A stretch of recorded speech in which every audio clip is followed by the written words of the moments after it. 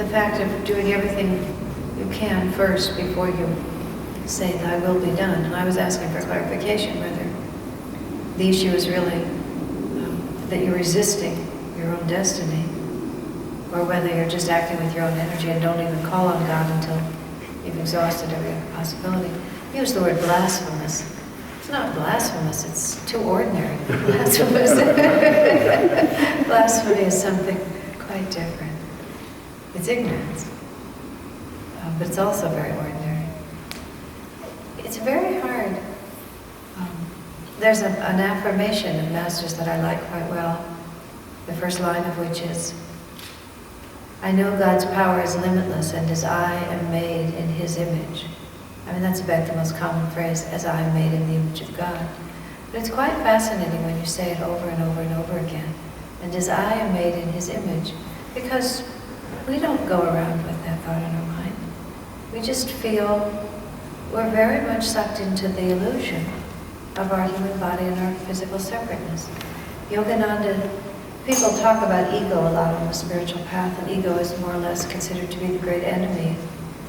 You have to give up your ego, you have to, all these, people talk about it all the time. Not very clearly. Yogananda defined ego as the soul identified with the physical body. It's a very, very interesting definition, because there's this soul that is not in any way confined or defined by the body that it lives in. The presence of the soul is what animates the body. When you've ever been, I've only once in my life been with a person who died and was there while they were alive, and then with the body after they died. And a body after someone dies, you don't even treat it respectfully. I mean, unless you're nervous about those sorts of things, which some people are, but I'm not. You don't have any inclination to treat it like anything more than a tablecloth, except that it bears a certain resemblance to the person you used to know. Because once the soul has gone out of it, it's just not you. A girlfriend of mine, when her father died, as many people do, he waited until all the family had left the hospital room. Often people sort of can't leave while their loved ones are still in the room. Their loved ones have to leave so that they can muster the will to go.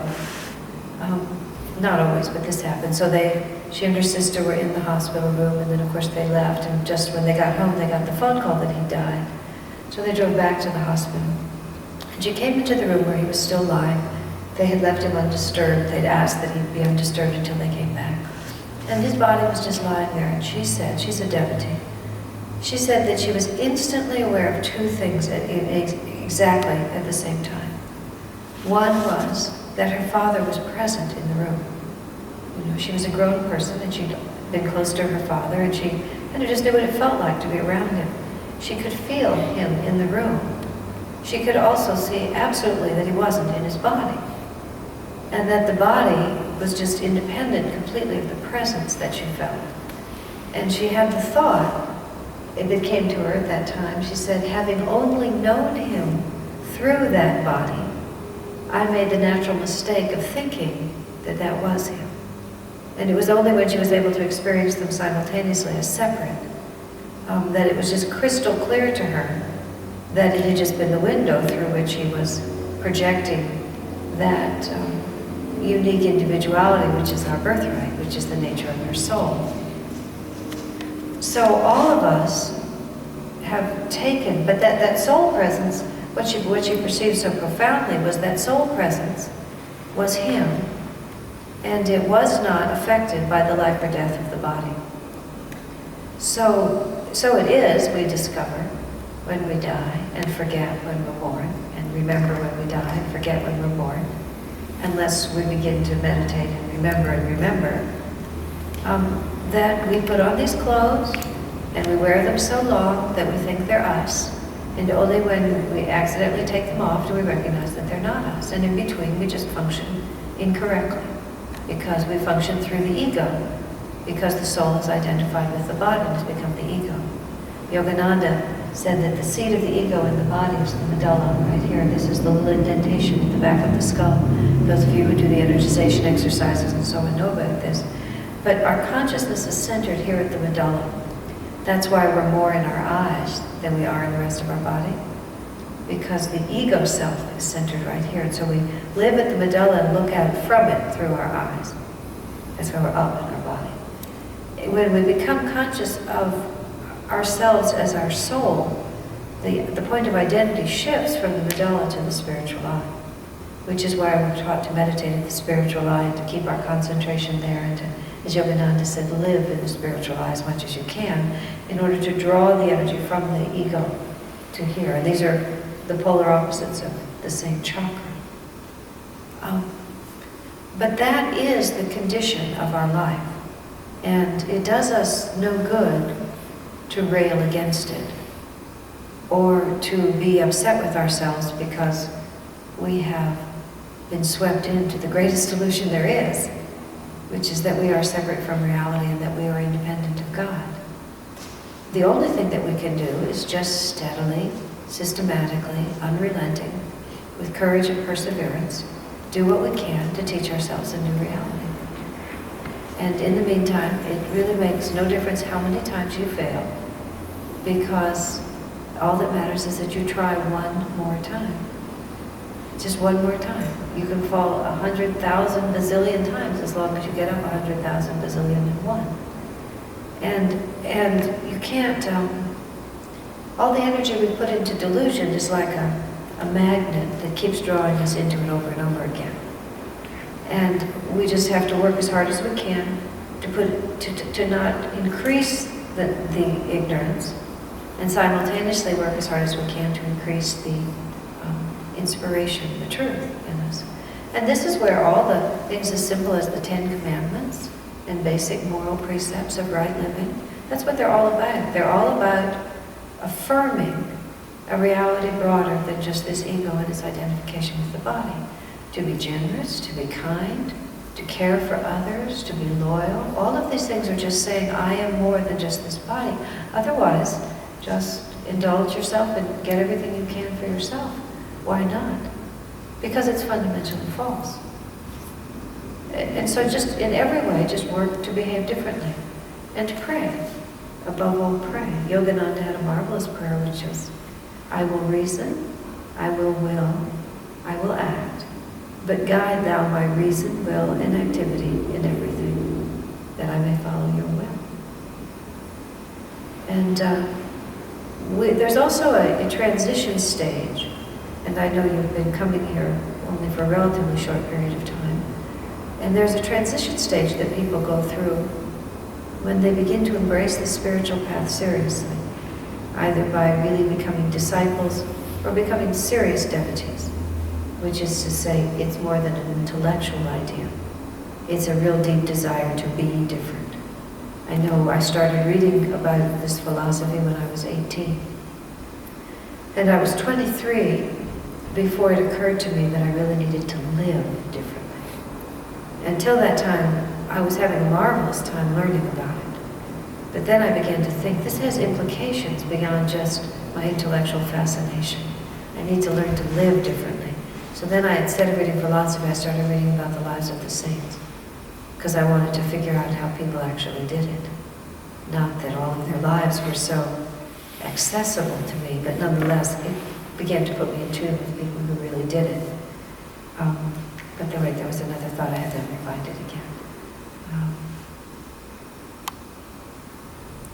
When you become a serious devotee, in order to become conscious enough, let me backtrack just a moment. I had a friend who is a lifelong, I say meaning her whole adult life. She's been a devotee and a very serious meditator and a very serious spiritual seeker. And she complained once, she said she didn't feel she was a very creative person. And on certain levels, she wasn't. She was not an artist or anything like that. But I reflected on that and I thought, you have to be an extremely creative person to be able to create out of this materialistic world the idea of a spiritual life. In the sense that you have to be able to think different than the norm and even to imagine it. Because especially in this culture, if you grow up in the Orient or in India, where it's in front of you and it's an understood value, but in this culture where everything militates against the non-material choice. Everything. So you have to be very creative because you have to see something that isn't obvious in order to try to recreate your own life along very different lines.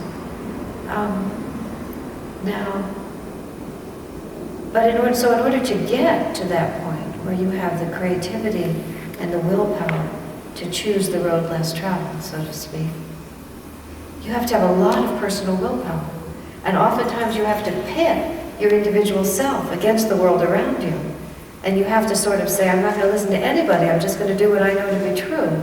In other words, you have to develop a high level of strong functioning ego ability. You know, ego in the sense of individuality is distinct from the mass. Spiritual life requires a strong, high-functioning ego. In a simple sense, as Swami puts it, you can't surrender what you don't own. You know, if you don't have mastery, some mastery over yourself, you can't surrender it. You can't let God be in charge if you don't own it already. And oftentimes, in fact, the spiritual path is also an attractive haven for people who are hoping to bypass that middle step, for whom life is too much and they want to find a way not to have to put out so much energy. Now, don't misunderstand me. You don't necessarily come to the spiritual path because you're at the top of your profession and you're living in a big mansion somewhere. Generally speaking, people for whom this world is still working like that, you know, for whom the game is still giving them some toys, generally speaking, they don't get drawn to the path. Generally speaking, you have sort of have crested through that in some previous lifetimes and you're on the other side of it. You have to have experienced what this world has to offer before you want to renounce it. You don't necessarily have had to experience it in this life, but you have had to experience it. You need to know that it's not going to satisfy you. If you still, I mean, I don't mean 100%, none of us are pure, but if you still really think that I would be happy if I could just really get into the mainstream, then you're not interested in a teaching that tells you it's not worth it. But sometimes, you see, there's this transition stage which I was getting to, where the very skill that has served you so well to this point, which is that sort of, I'm not going to listen to anyone but myself, I'm just going to do it my way, kind of energy, which we've spent incarnations building up, now has to be translated into a higher octave, where of self-mastery, where we master our dependence on ourselves in order to learn to be dependent on our higher self. And so it's a real tricky business, and you need to be respectful of the magnitude of the task, and not, you do yourself a disservice if you're too scornful of your own failings. It took us, I always say, you have to really respect your own ignorance. It's not that you have to admire it, but you have to respect it as a formidable foe. And you have to respect it too because it took us a really, really, really long time to get this stupid. You know?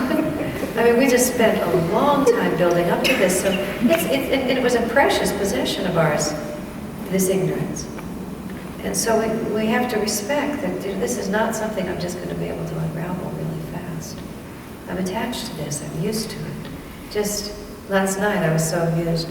If you go into the teaching center, there's this big 2-by-4-foot Indian painted on cloth, and it's framed in. And that's actually a picture that David bought in about 1979 on his first trip to India before he and I were together.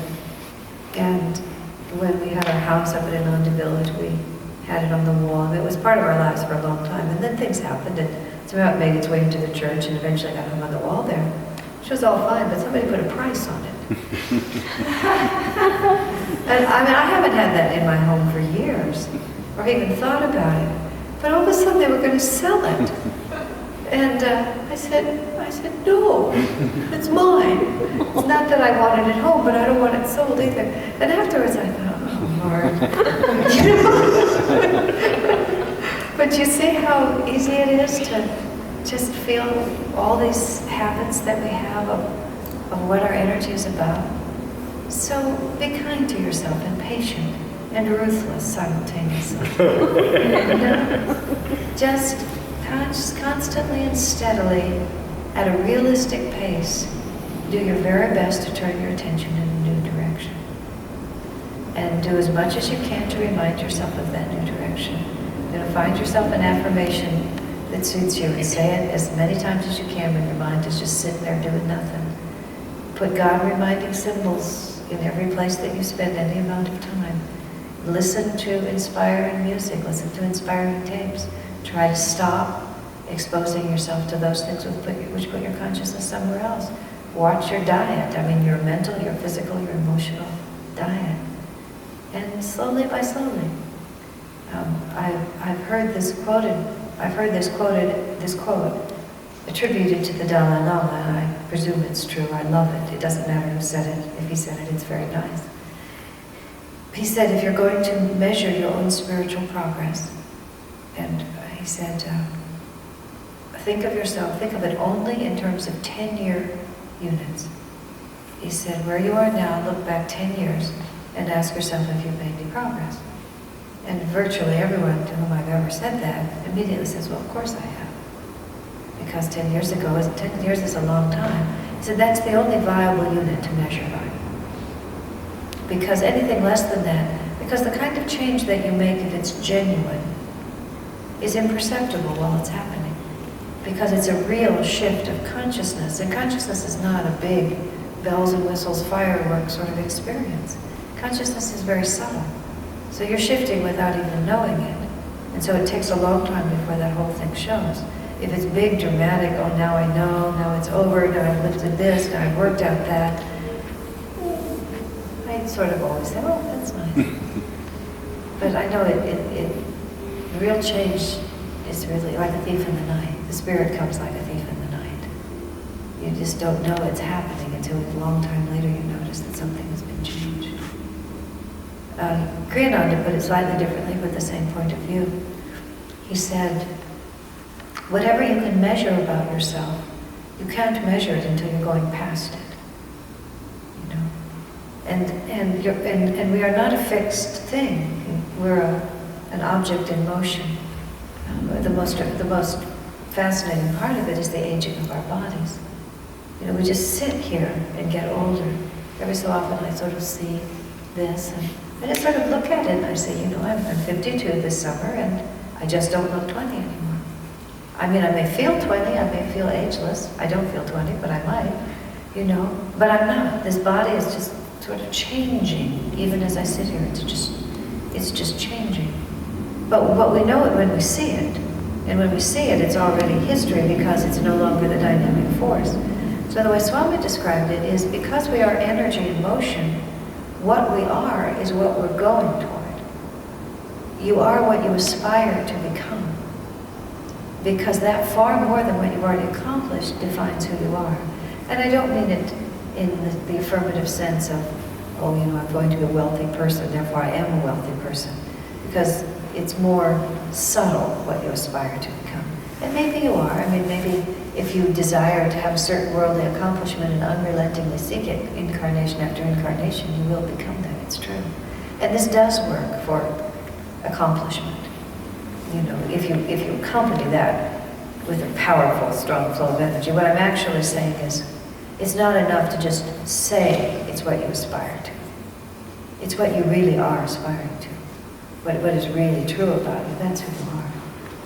And if you deeply and sincerely, that's why, and some of you have heard me talk about this on other evenings, that's why sincerity of spiritual aspiration is the single most important thing. Because if you are deeply sincere, that is what you aspire to. Even if you're crummy at it, But if you sincerely desire it, and every time you fail, you resurrect again with another sincere desire to do it, that's who you really are.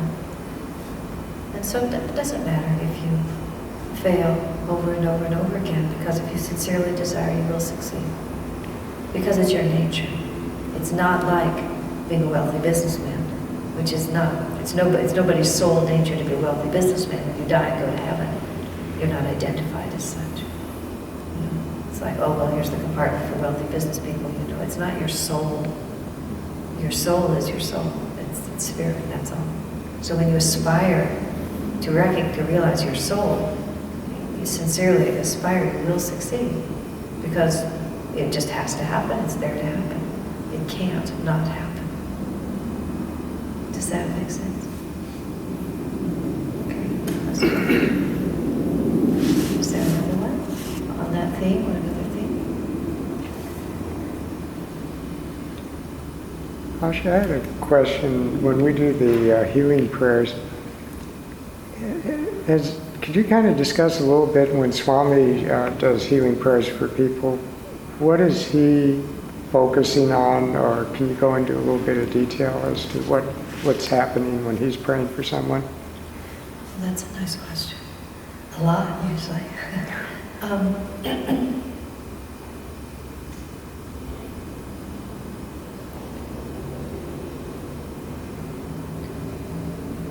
The fine art of praying for people is to pray for them with, let me just think how to say this.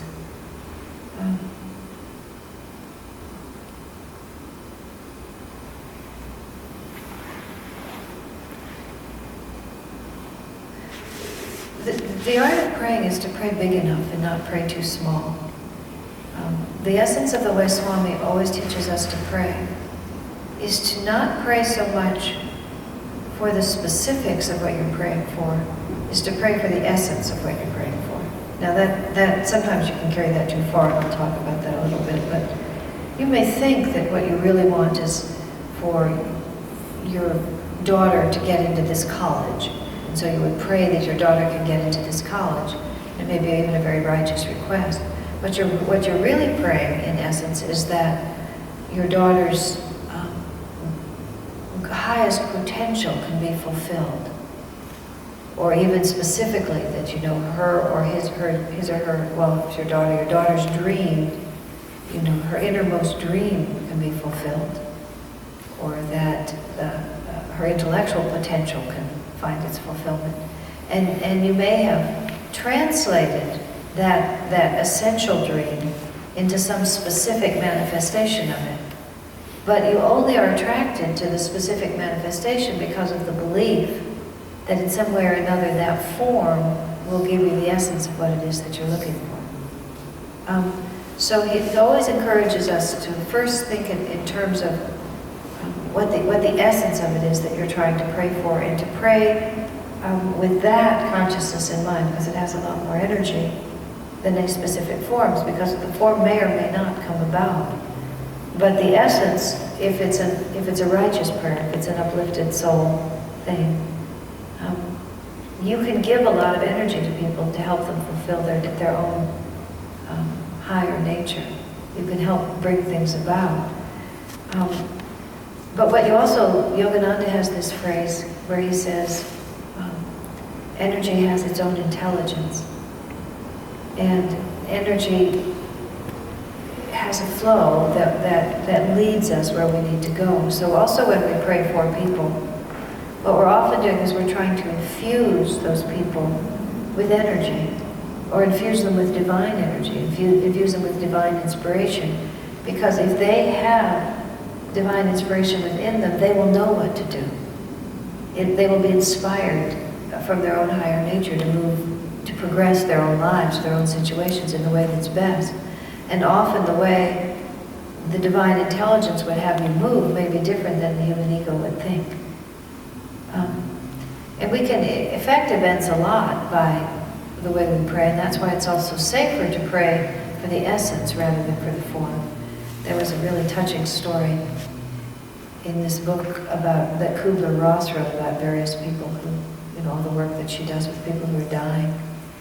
And there was this little girl, and she had leukemia or some other child kind of cancer, and she was dying, and she was in the living room of her family home, and they were working with Kubler-Ross and other hospice people to help this little girl go on. And she was just lingering and lingering and lingering and lingering. And finally, her little brother was just getting tired of it. He just wanted his life back. I mean, enough already. I've got my dying sister in the living room. I can never play. It's just getting really tiresome. And he went to her and he sort of said, enough. Why don't you just get on with it? And she said back, every night I pray to die, And every night, Mommy prays that I live. So she said, maybe if you and I pray together, we can out-pray Mommy.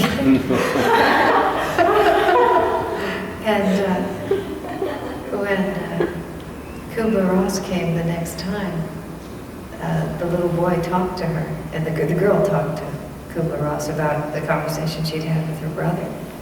And then Elizabeth Kubler-Ross got the whole family together, and she wanted the little brother to tell Mommy about this.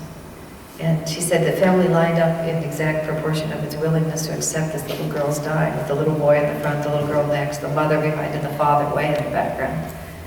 And the little boy said, you know, it's time for her to die, Mommy, and you just got to stop praying that she lived.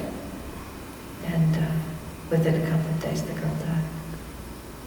Because the mother kept praying for the form. She wasn't praying for her child's real welfare. She was just praying for what she imagined to be true. Now that's an extreme example, but it's a very good example. And sometimes if we pray too specifically, most of us don't have this much energy, but we can have enough. And death is a very interesting thing because people's death is often extremely strongly linked to all the energy of the people around them. But therefore many things are. And if we're praying too specifically, we can often be limiting things. They teach this a lot in classes on prosperity. And there was a man who used to tell this wonderful story about, he said a man died and went to heaven and was being shown around heaven, and then he came to this place where there was all of this magnificent, wonderful stuff, just sort of all still in its wrappers, just sitting around. And the newcomer to heaven asked the angel who was showing him around, he said, you know, what is this here? And the angel said, oh, this is the heavenly junkyard. And the man said, what do you mean the heavenly junkyard? He said, oh, it's where we keep all the things that were destined for people on earth, but the people weren't able to accept them. And the newcomer said, well, that's ridiculous. I mean, look at that Mercedes right there. I would have loved to have that Mercedes. And the angel says, well, what a coincidence. As it happens, that Mercedes was destined for you. But every time you prayed or visualized it, you could only think of a Ford.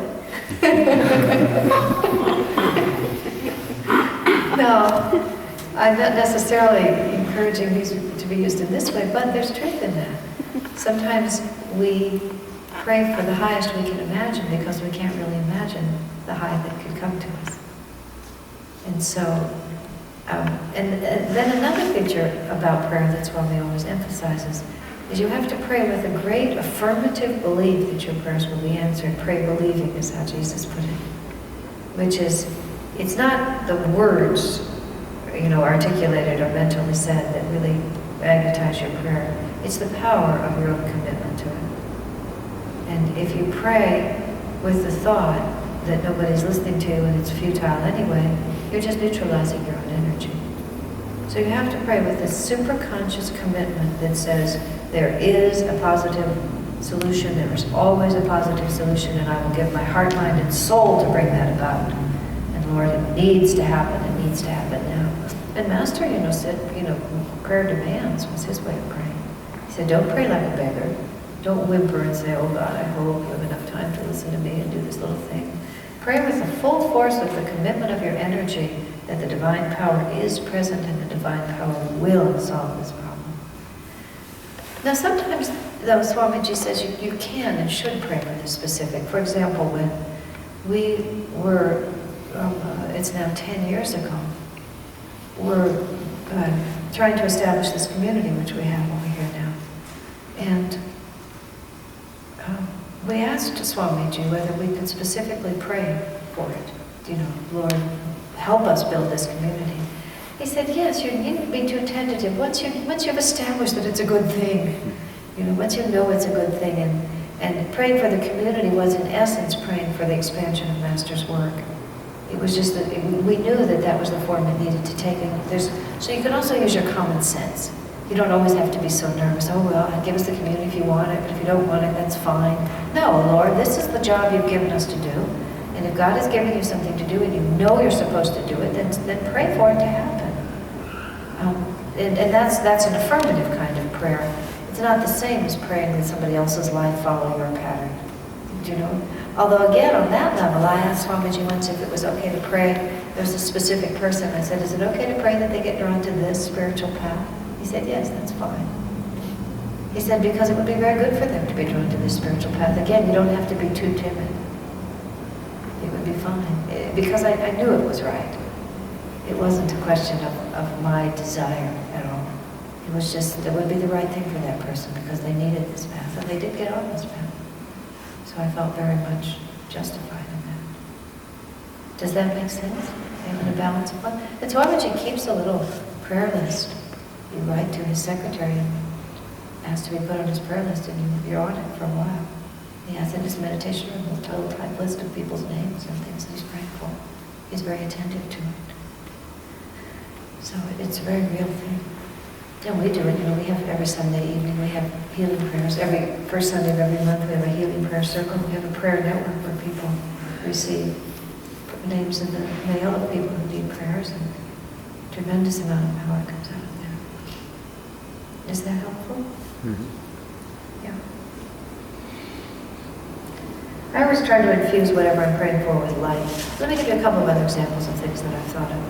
When some people in my life were struggling a great deal, and there was nothing specific I could pray for because of the circumstances of their life. I began to pray with great intensity. I said to Divine Mother, Divine Mother, help them learn whatever they're supposed to learn. And for a long time the mantra I used was give them courage, receptivity, and the wisdom to understand. And I just prayed that a lot, because that's what they needed. They needed to learn what they needed to learn so that we could get on with it. Because we were all stuck, Just give them the capacity to learn whatever it is you're trying to teach them. And that was a way to channel my frustration into a powerful prayer. Because a lot of times we're very, very emotionally engaged and we're just not able to pray. Oh Lord, whatever you are. There's no power in that because it's completely insincere. So we have to be able to channel our emotion into it, but you want to channel it into something that is appropriate. So that one has been a really good one for me, because that's a lot of times a way that you could be utterly frustrated and even angry and murderously upset with someone because they're being such a chump. And you want them to be different, so you can pray that they learn what they have to learn. And you're not saying what it is, even if you know, but you're trying to help them, because that's a prayer that's a really helpful prayer, that they learn what they have to learn. And maybe that will also relieve your own stress. And then, as I said, I translated that into specific characteristics because it gave me more power to visualize. Because I could visualize the people I was praying for being courageous and being receptive and having the light bulb go off in their brains. I've also prayed in anger when I just was so sick of people close to me suffering. I really couldn't stand it anymore. I prayed to Divine Mother that I thought we just about had enough of this. That if she wanted to keep on torturing me and the people I cared about, well, if she did, I was going to have to put up with it, but I wanted to register my protest. And I did. And that's how Jesus prayed. Let this cup pass from me, he said. And then he said, but thy will, not mine, be done. So I always feel that Jesus gave us permission to have an opinion. And it's better to just be very frank. There's no point in pretending to be all detached when you're not. Because nobody's fooled. It's just a big waste of energy.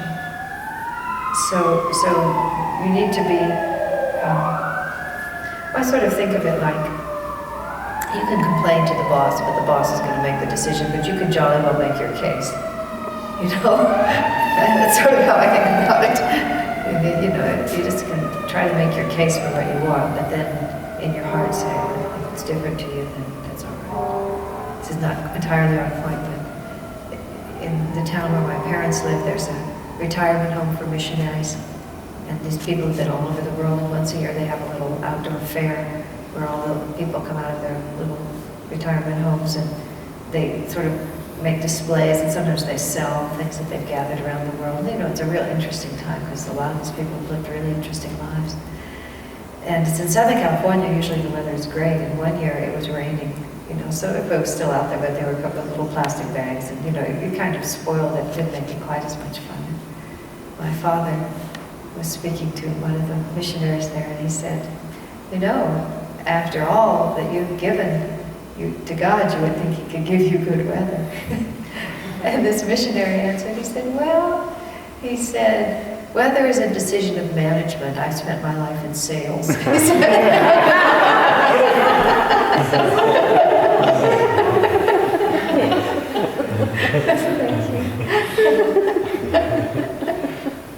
So there's a sort of realization, the salesman can go to management and tell them what the customers really need. But if management doesn't agree with it, then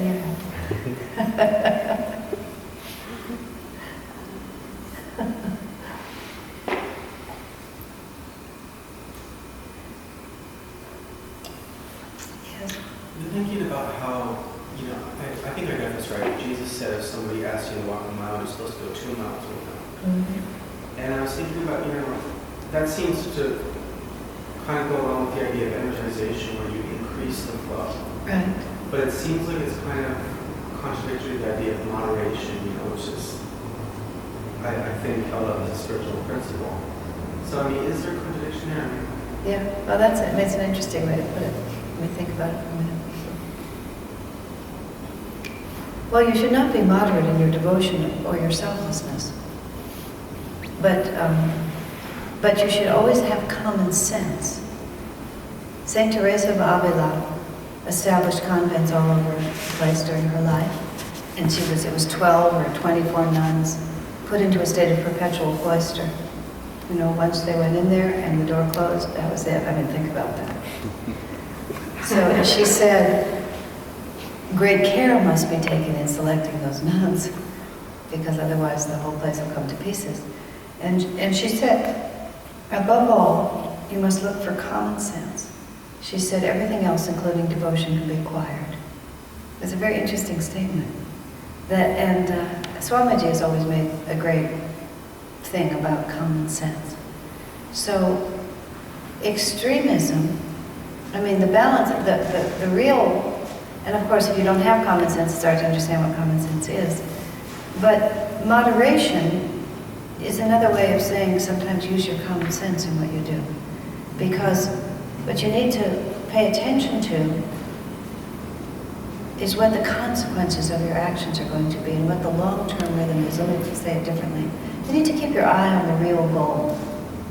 If the real goal is self-transformation, and if you've read any of the scriptures, what a project this is, you don't want to do things that just keep you on a sort of ever up and down yo-yo of too much effort and then collapsing from too much effort and then feeling terribly guilty and then going out to extremes again, and then when you're at extremes you can't maintain it, so you fall back again. All you're doing is just generating a lot of excitement. You're not really making any progress. And so it's in that sense that moderation is cautioned. It's suggested because moderation is sustainable. What you're really looking for is a way of life that is sustainable over the very long haul. The spiritual path is not a sprint. It's a long-distance race. And so you can't use up all your energy right at the beginning because you won't be able to finish. You can't. And so that's the concept of moderation, is to think in terms of the whole flow of what you're doing. At the same time, the transformation that is required to really attain self-realization is anything but moderate. It's not like we need to be a little bit nicer than we are now. That's not what's being asked of us. What's being asked of us is total self-forgetfulness, total release from where I was starting at the beginning, from the identification of the soul with the body. So we have to be extremely vigilant and extremely attentive to the inroads of false ideas, and be very determined to weed them out of our lives. But we have to weed them out of our lives absolutely in a way that works, which often means we have to do it step by careful step. Okay? So that's the first understanding of that. As for what Jesus said, is if a man asks of you this, then give him this.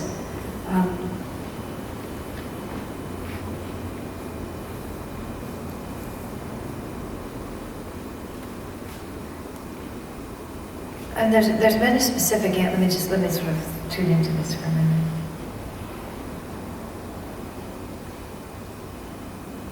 I don't have a clear, what I don't have in my mind is a clear sense of the context. I keep thinking of when the part where Jesus says, if he slaps you on the right cheek, then, and I don't know if those passages all come together, but shall we assume that they do? Because it's sort of the same thing. Because Swami's explanation of that is a little bit different. And what he's saying there is, don't resist what life asks of you. And he talks about the way to overcome, and talking about the whole thing about being slapped, which is similar, is that our natural tendency, and a slap is a very dynamic example of that, is that when something that we think we don't want comes at us, our inclination is to try to pull away from it. And to try to deal with it by pulling away from it, in the hope that somehow, if we just make ourselves small enough, it won't be able to find us anymore. But the fact is that whatever comes to us because it's our karmic due that it come to us. It's exactly what all the combination of circumstances demand. Jyotish once very powerfully gave a sermon. Jyotish is the head minister with Ananda, second only to Swami. And he talked about that line of Jesus where Jesus was close to the time of his crucifixion, and he said, he used the phrase, "For this hour was I born." And he said something about, I could escape from this hour, but for this hour was I born. And of course, in the context of Jesus' life and the great organ chords, that come every time you talk about that part of his life when he was crucified and all of that incredible drama building, and you say, for this hour was I born, there's just all this enormous, obvious. But then Jyotish talked about it from the point of view that in any moment in your life, with all those organ chords and that great sense of drama, you can make exactly the same statement. Because the sum total of all your incarnations and all your spiritual effort and everything you've ever done is being expressed right now. Oh my God, I know, but it's true, right now. Just right in this moment, because this is it. This is it. And it's happening exactly as it's meant to happen, and it's happening perfectly for our potential realization. It's just unfolding as it's meant to. Why then would we shrink from it? Why would we not eagerly embrace it as God's gift to us, because that's where our progress is going to come. And so that's where, when Swami's talking about this, if he slaps you on one cheek, then step forward and offer him the next. Because that's the most powerful way to work out the karma, whatever it may be, is to embrace it. Because it's not enough. Swamiji was saying in the last couple of years when we were going through a tremendous amount of difficulty and he was being vilified in many quarters and treated very badly, he was saying it's not enough that I should accept this karmic test. He said I have to embrace it. I have to love it. I have to just love that this is coming to me, because it's coming to me in order to liberate me, so why would I not love it? It's an interesting thought, isn't it? I mean, when you really ask it that way, it's coming to me to liberate me from all delusion forever. Everything that comes to you, good or bad, why would I not love it? Why would I not reach out eagerly and ask for it? So that when Jesus says if he wants something from you, give him even more. That's another way of saying don't resist. Just look at the circumstances that God has put before you and take them wholeheartedly. Because there's no point in you don't want to hold back there. But then, of course, that has to be applied with common sense. So there is a contradiction if you take it too rationally. If you try to calculate out in advance exactly how it ought to be. It can only be understood intuitively as a flow, as you live it. Many years ago, because I'm Jewish, my family was Jewish, I've always thought a lot about the Holocaust. And furthermore, my father raised me to be very sort of socially conscious. You know, I've always thought about the oppressed multitudes and that sort of thing. And I always used to wonder if I was in a concentration camp, and I mean, this maybe not be everybody else's fantasies, but these were mine. If I was in a concentration camp, and the person next to me, if the guard starts beating up the person next to me, should I intervene? Should I, in other words, sacrifice my life to save theirs, or should I just allow it to happen? Because I'd seen enough movies and read enough books about these things. A very gruesome thought. I used to wonder what was right, what is right, what is right. In other words, is it right to sacrifice your life in a hopeless cause?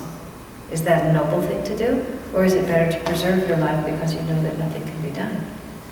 Yeah, it's a real moral dilemma. It's the kind of thing people debate endlessly and, never come up with answers.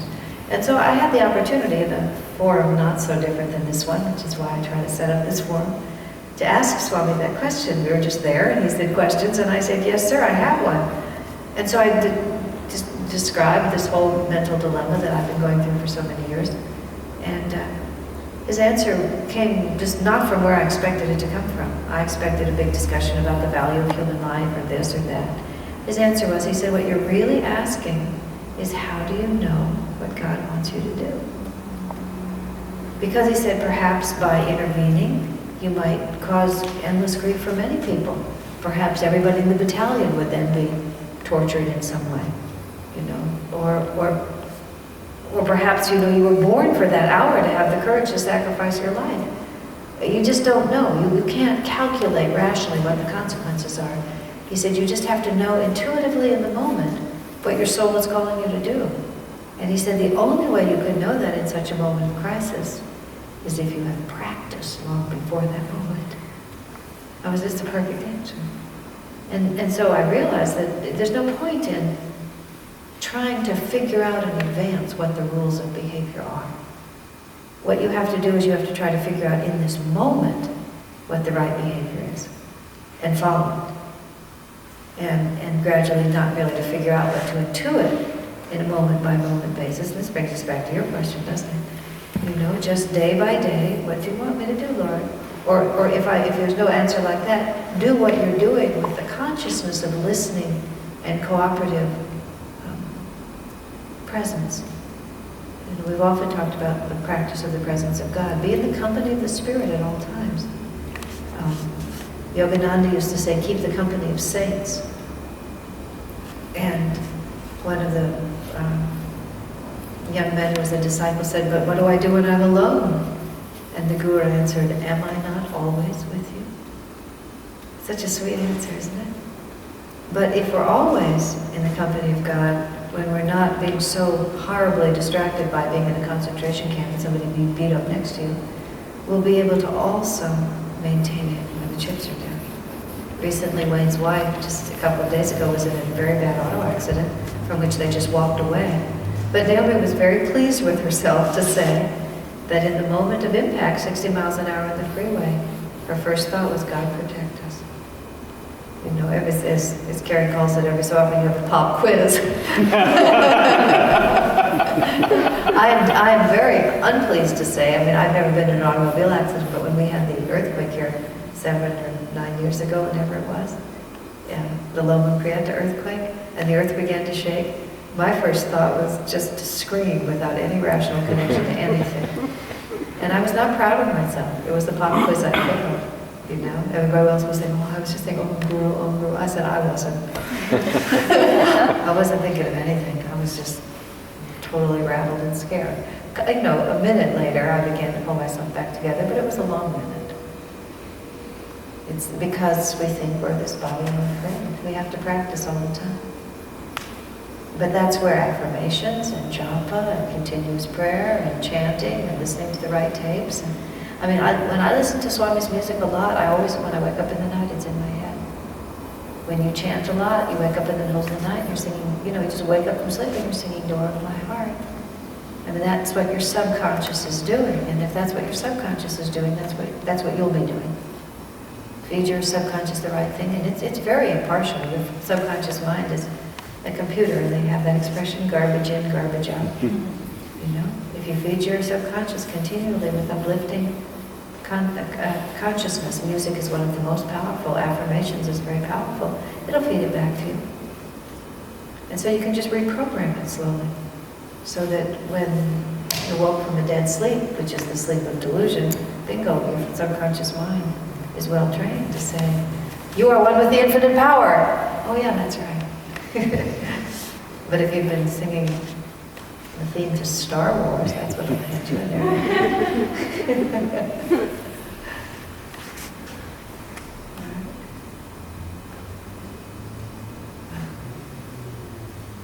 Yes. I'm new on the path and I have so much to learn. But I had sort of a personal dilemma with work and negative thoughts about my abilities, that I just can't do it, or I can't do it without someone else's help. And it's sort of manifesting with my boss, who's criticizing me and asking me to step up and work harder. And I'm just trying to push out negative thoughts daily about my ability. There's two wonderful affirmations in Yogananda's book, Scientific Healing Affirmations. I've been working, I have a lot of, I'm a nervous person by nature, and I just find these affirmations are so terrific. One of them is, I am made in the image, I know God's power is limitless, and as I am made in His image, I too have the strength to overcome all obstacles. It sounds simplistic, but if you start saying that over and over again, every time you have a negative thought, you say, I know God's power is limitless, and as I am made in His image, I too have the strength to overcome all obstacles. And it does two things when you repeat it. One, it just begins to get that message in. As long as you really believe that God's power is limitless and you're made in His image, you have to do an affirmation that is close enough to something you know, that if it's too far away from what you know, you will subconsciously reject it even as you say it. So you have to find one that's close enough to what you know. And, there's another one which is, I possess the creative power of spirit. The divine intelligence will guide me and help me to solve every problem, and solve every problem.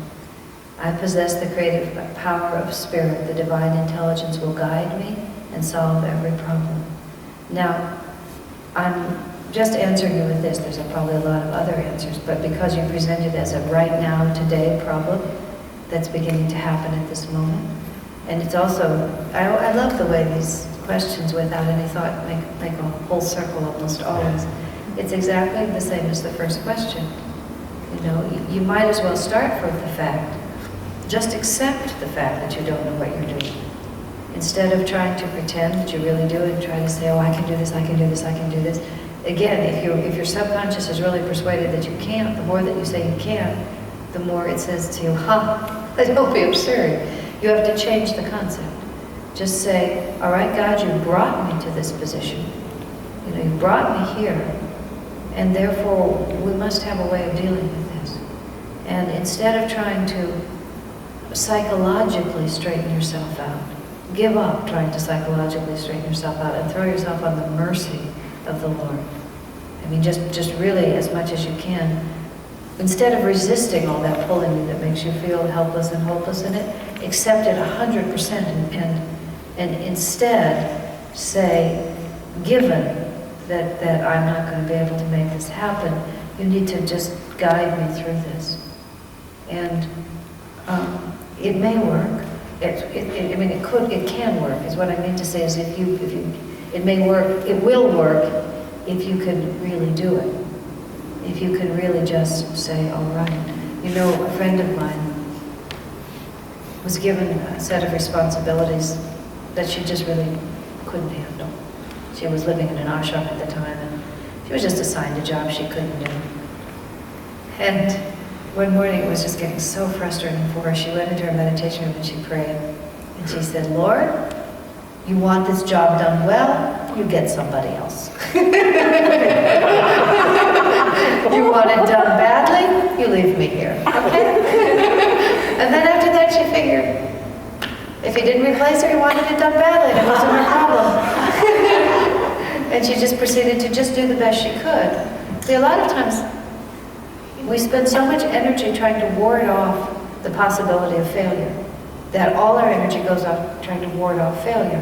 Whereas if we just flip it and assume that we have or are going to fail, and then just figure that the catastrophe has already happened, and now all I'm trying to do is mitigate it to whatever little bit I can. And it just kind of flips the tension a little bit, so that everything, you've already failed. You have failed. I find myself that sometimes I'm going to visualize the whole horrible collapse. I die, I have my life review, I accept the failure, and then I figure, okay, that's the picture. That's the whole picture we're going to live out. Now, given the fact that we're at rock bottom, is there any little tiny bit that I can salvage from the ashes? And anything that is less than a total catastrophe is great, because catastrophe is the definition. You see what I mean? Even to just go down gracefully, to fail with a good attitude, and to sort of lose with a smile, or to be a gracious loser, you're salvaging something, and you don't no longer have to use so much energy to be afraid of the disaster. You see what I mean? A disaster is just a disaster. They happen all the time. And if it is meant to happen, it will happen. So you have to just ride it out. I would suggest first that you try asking God to guide you and stilling your own nervousness with the use of a powerful affirmation, so that you'll have something to do. I find that when my anxieties begin to build, if I just keep repeating the affirmation, and I've been using the first one a lot, I know God's power is limitless, because there's just no part of me that resists that thought. I know God's power is limitless, and I know that I'm made in His image. Therefore, well, what do you know? I guess I'm going to have the strength to get through this. What a surprise. And I'm finding in a very short period of time, I just feel more confident. And I feel much less anxious. And I find it very, very powerful to use before you go to sleep. Fall asleep with it. And then as soon as you wake up, before your anxiety comes in, say it again. If you live alone or live with congenial people, say it out loud if you need to. But consider your anxiety and your fear, I said to a friend once, you should consider anxiety and fear thoughts to be like a rattlesnake that's biting you in the neck.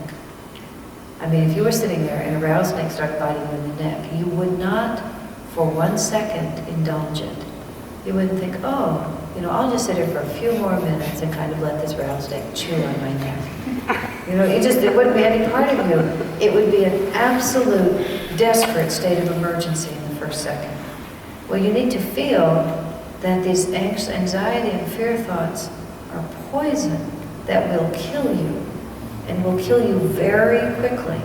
So as soon as they begin to come, you have to react as if a rattlesnake is biting you in the neck. And if that means you have to get up in the middle of the night and put your clothes on and run around the block in order to break the grip of those thoughts, then by all means do it. If a rattlesnake is biting you on the neck, you don't lie in bed and think about it. You do something about it. Okay? So an affirmation is a very powerful enemy. It's like we used to have rattlesnakes when we lived up in another village, and you'd whack at them with a shovel.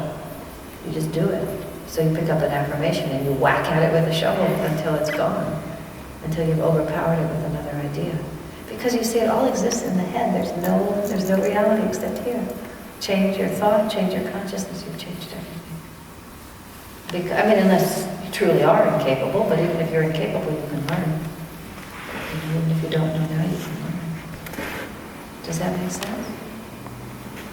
And don't worry about the people who criticize you. Just think loving thoughts toward them. Just think, well, there you are doing your job. Being paid in my side, that's your job.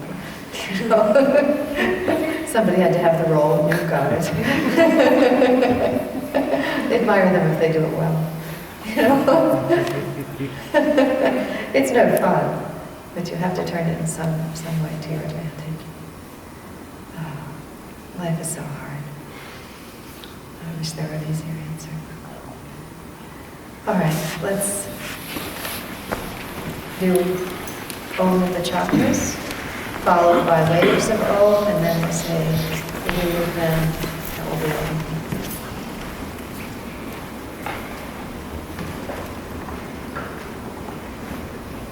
When one of my friends had cancer, she was already so sweet. But when she had cancer, she said, "You know, I just can't afford the luxury of a single negative thought," she said. I thought, isn't that beautiful? What a wonderful way to think about it. It's a luxury to have negative thoughts. I just can't afford them anymore. I love to think of it. Okay, let's go. The coccyx chakra.